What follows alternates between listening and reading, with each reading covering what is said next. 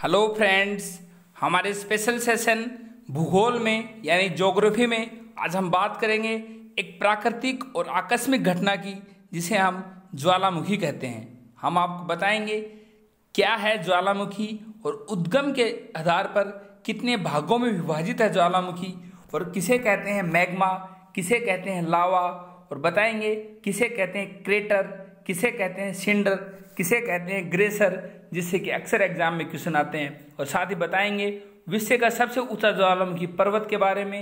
हम आपको यही बताएंगे कि विश्व का सबसे ऊंचाई पर स्थित शांत ज्वालामुखी के बारे में बताएंगे किसे कहते हैं भूमध्य सागर का प्रकाश स्तंभ, जो कि किस द्वीप में स्थित है और वो द्वीप किस देश का है। हम आपको बताएंगे विस्तार से। हम आपको बता दें, इससे पहले हम आपको बता चुके हैं घास के मैदानों के बारे में। हमने आपको बताया था घास भूमियों को दो वर्गों में विभाजित किया गया है, जिसमें पहला उष्णकटिबंधीय घास भूमि, दूसरा शीतोष्ण कटिबंधीय घास भूमि।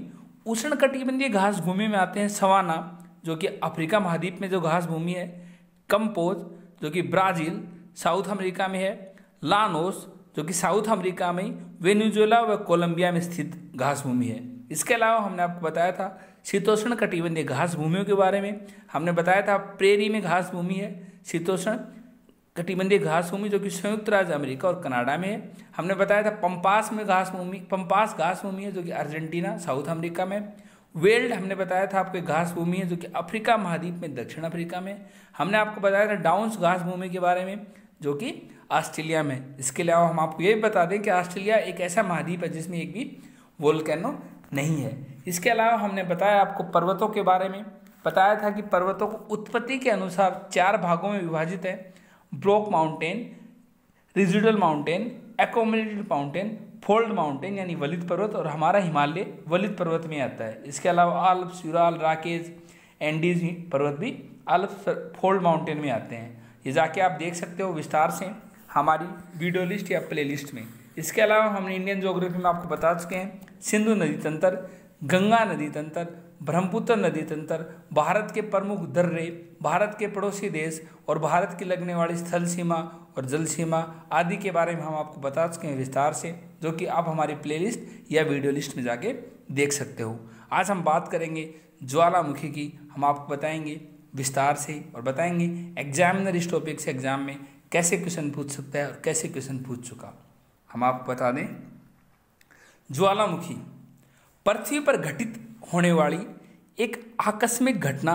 इसे भूपटल पर अचानक विस्फोट होता है। इसके अलावा ज्वालामुखी भूपटल यानी पृथ्वी के पटल पर स्थित एक प्राकृतिक छेद या दरार होता है, जिससे पृथ्वी के अंदर का पिघला पदार्थ, जिसमें गैस, भाप, राख इत्यादि बाहर निकलते हैं। हम आपको बता दें पृथ्वी की सतह के अंदर पिघले हुए पदार्थ को मैग्मा कहते हैं, यानी जो पदार्थ पृथ्वी की सतह के नीचे होता है पिघला हुआ उसे मैग्मा कहते हैं। हमने आपको बताया था, बताएंगे किसे कहते हैं मैग्मा। वहीं जब ये मैग्मा पृथ्वी से बाहर आता है तो इसे लावा कहते हैं, यानी जो पृथ्वी की सतह के नीचे रह जाता है या नीचे रहता है उसे मैग्मा कहते हैं। जब वो ही पृथ्वी के बाहर आता है तो उसे लावा कहते हैं। ज्वालामुखी विस्फोट के समय पृथ्वी से यही मैग्मा बाहर आता है और निकलता है। इसके साथ ही भारी मात्रा में जलवाष्प, राख और विभिन्न प्रकार की गैसें इत्यादि बाहर से निकलती हैं। हमने बताया आपको किसे कहते हैं मैग्मा। जब ज्वालामुखी होता है तो पृथ्वी की सतह के नीचे जो पदार्थ होता है उसे मैग्मा, और जब वही पदार्थ बाहर आता है तो उसे लावा कहते हैं। हम आपको बता दें जो अग्न्य चट्टान है, इग्नियस रॉक हैं, वो भी मैग्मा से ही बनते हैं। हम आपको बताएंगे विस्तार से, तब हम वो बताएंगे आपको रॉक यानी चट्टान के बारे में।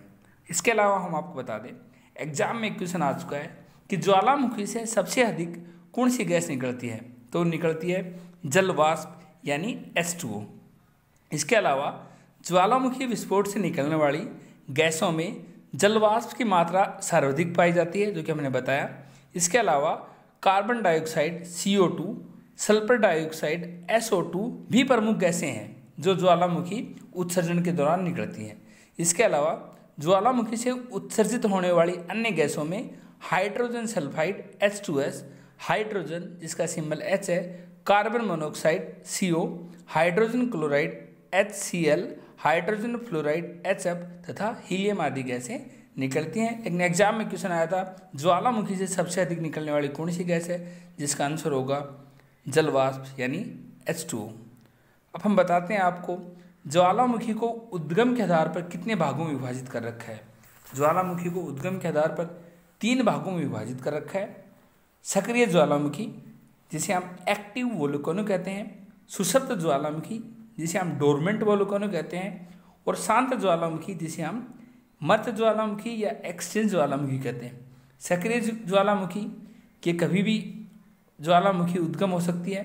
वहीं सुषुप्त ज्वालामुखी ये काफ़ी लंबे समय से नहीं हुआ है लेकिन कभी भी हो सकता है, इसका टाइम पीरियड गैप ज़्यादा होता है। और मृत ज्वालामुखी जो कि काफ़ी कभी ऐतिहासिक काल में कभी उजागर हुआ था, यानी बहुत पहले कभी हुआ था। हम आपको बताएंगे इनके बारे में विस्तार से। सबसे पहले हम बात करते हैं सक्रिय ज्वालामुखी। सक्रिय ज्वालामुखी यानी एक्टिव वोल्केनो उन ज्वालामुखियों को कहा जाता है जिन पर समय समय पर विस्फोट होता रहता है। संसार के कुछ सक्रिय ज्वालामुखी में हवाई द्वीप जो कि संयुक्त राज्य अमेरिका में है का मोनोलोवा, सिसिली का एटना यानी कि सिसिली में एटना में, और स्ट्राम्बोली और इटली का विसुवियस और इक्वेडर का कोटापोक्सी। हम आपको बता दें विश्व का सबसे ऊंचा ज्वालामुखी पर्वत कोटापोक्सी जो कि इक्वेडोर में ही है। अंडमान और निकोबार का बैरन द्वीप ज्वालामुखी और फिलीपींस का ताल ज्वालामुखी, ये सब ज्वालामुखी हैं जो कि एक्टिव वोल्केनो में आते हैं। हम आपको बता दें स्ट्राम्बोली ज्वालामुखी को भूमध्य सागर का प्रकाश स्तंभ कहा जाता है। भूमध्य सागर में यानी मेडिटेरियन सी में सिसिली के उत्तर में लिपारी द्वीप पर अवस्थित है स्ट्रम्बोली ज्वालामुखी। इसे सदा प्रज्वलित गैस से निकलते रहती हैं जिससे कि आसपास का भाग प्रकाशित रहता है, और इस कारण इस ज्वालामुखी को भूमध्य सागर का प्रकाश स्तंभ कहते हैं। एग्जाम में अक्सर क्वेश्चन आएगा कि किस ज्वालामुखी को भूमध्य सागर का प्रकाश स्तंभ कहते हैं, तो आपका आंसर होगा स्ट्रम्बोली ज्वालामुखी जो कि जिसे भूमध्य सागर का प्रकाश स्तंभ कहते हैं। इसके अलावा भारत का एकमात्र एक्टिव ज्वालामुखी कहाँ स्थित है, वो है अंडमान निकोबार में, और उसका नाम है बैरन द्वीप ज्वालामुखी। ये अलग से एग्जाम में क्वेश्चन आता है। इसके अलावा एग्जाम में क्वेश्चन आता है, एक साइड आपको सूची देंगे ज्वालामुखी की और एक साइड देंगे आपको देश, और उनका मिलान करना होता है। इसलिए आपको ये याद करनी पड़ेंगे कि अंडमान निकोबार में बैरन द्वीप ज्वालामुखी मिलता है, इटली में विसुवियस मिलता है, इक्वेडर में कोटापोक्सी ज्वालामुखी मिलता है। इनको थोड़ा रिवाइज करना पड़ेगा आपको, ऐसा भी एग्जाम में क्वेश्चन आता है। और एक क्वेश्चन ये आता है निम्नलिखित में से कौन सा ज्वालामुखी एक्टिव वोल्केनो है, या फिर डोरमेंट वोल्केनो है, या फिर एक्सटिंक्ट वोल्केनो, यानी कौन सा सक्रिय ज्वालामुखी है, या मृत ज्वालामुखी है, या सुषुप्त ज्वालामुखी है। इस तरह से एग्जाम में अक्सर क्वेश्चन आते हैं, इसलिए आपको इन्हें थोड़ा रिवाइज करना पड़ेगा या याद करना पड़ेगा। सुषुप्त ज्वालामुखी उन ज्वालामुखियों को कहा जाता है जो वर्षों से शांत पड़े हैं, लेकिन उनमें कभी भी ज्वालामुखी विस्फोट होने की संभावना बनी रहती है। संसार के निष्क्रिय ज्वालामुखी में इटली का विसुवियस, जापान का फ्यूजियोमा, इंडोनेशिया का क्राकोटोवा, वहीं अंडमान निकोबार का नारकोंडम ज्वालामुखी, यानी भारत का एकमात्र एक ज्वालामुखी जो डोरमेंट वोल्केनो है उसका नाम है नारकोंडम ज्वालामुखी जो कि अंडमान निकोबार में है। वहीं बैरन द्वीप पे वहीं अंडमान निकोबार में एक और ज्वालामुखी जो एक्टिव वोल्केनो है वह है बैरन द्वीप ज्वालामुखी। इसके अलावा अब हम बात करते हैं मृत ज्वालामुखी जिसे हम एक्सटिंक्ट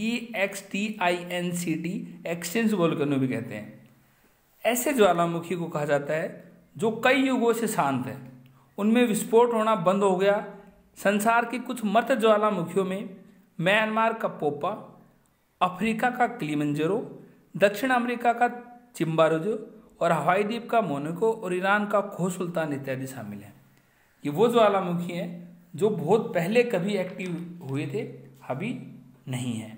हम आपको बता दें एग्जाम में एक बार क्वेश्चन आया था किलिमंजारो क्या है, ऑप्शन थे वोल्केनो, द्वीप, पीक, नदी। तो इसका सही आंसर होगा किलिमंजारो